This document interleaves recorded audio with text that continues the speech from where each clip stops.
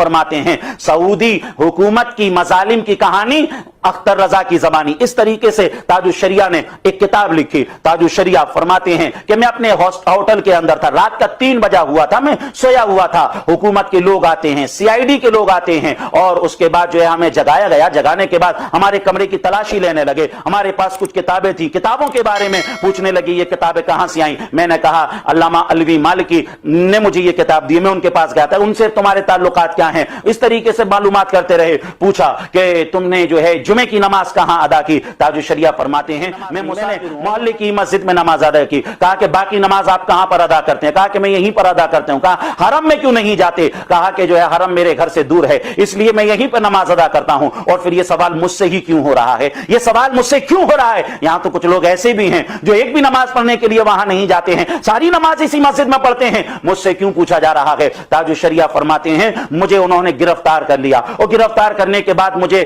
Custody में ले लिया और मुझसे पूछते रहे, सवालात करते रहे और बार बार मैं उनसे पूछता रहा, भाई क्या बात है, क्या मामला है, तुम क्या चाहते हो। कहा कि वो बताने की कोई जरूरत नहीं है। कहा कि तुम हिंदुस्तान में रहते हो, हिंदुस्तान के क्या हालात हैं। हमसे जो है देवबंदियों के बारे में पूछने लगे, वहाबियों के बारे में पूछने लगे। अजीजान मोहतरम, ऐसे माहौल में और कोई भी होता समझ लीजिए घबरा जाता, लेकिन हुजूर ताजुश शरिया अलैहि रहमत व रिदवान ने जो कुछ कहा, जो कुछ मजमे में कहा, वही उनके सामने कहा उनके अकाईद को। अजीजान मोहतरम, यहां से क्या पता चला, यहां से क्या मालूम हुआ कि जो अल्लाह वाले होते हैं वो सिर्फ अल्लाह से डरते हैं और किसी से नहीं डरते। अजीजान मोहतरम, और उसके बाद ताजुश शरिया को तकरीबन समझ लीजिए कई दिन तक कस्टडी में रखा।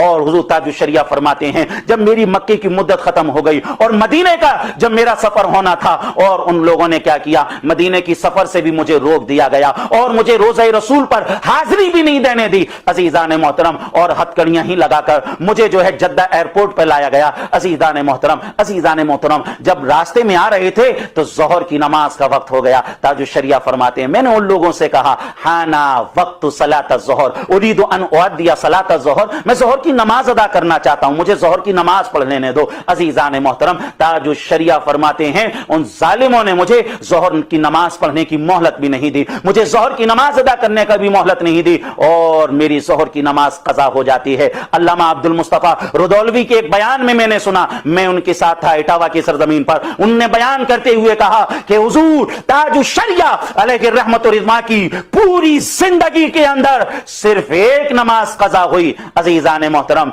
मुझे लगता है वो वही एक नमाज होगी जो आपकी नमाज जो है सऊदिया के अंदर, आपकी नमाज जो है मक्का शरीफ के अंदर, जो जोहर की नमाज का वक्त हुआ और आप कस्टडी में थे और आपको नमाज अदा नहीं करने दी गई। अजीजान मोहतरम, ये तक़वे का आलम था ताजुश शरिया का। और उसके बाद हथकड़ियां लगे ही आपको जो है एयरपोर्ट पे लाया गया और उसके अंदर आपको फ्लाइट में बिठाया गया। अजीजान मोहतरम, जब ये बात दीवानों को पता चली, हिंदुस्तान के अंदर पता चली, पाकिस्तान के अंदर पता चली, हिंदू पाक के अंदर पता चली, जबरदस्त पैमाने पर धरने हुए, जबरदस्त पैमाने पर प्रदर्शन हुए। अजीजान मोहतरम, और दीवानों की ये कोशिशें रायगा नहीं गई, बल्कि 1986 का ये मैटर था। 1987 में अजीजान मोहतरम सऊदी हुकूमत को इस बात का ऐलान करना पड़ा हरम शरीफ के अंदर हर मसलक के आदमी को अपने एतबार से नमाज पढ़ने की इजाजत है, अपने एतबार से इबादत करने की इजाजत है। अजीजान मोहतरम, और इस खबर को समझ लीजिए बड़े बड़े अखबारों ने शाये किया।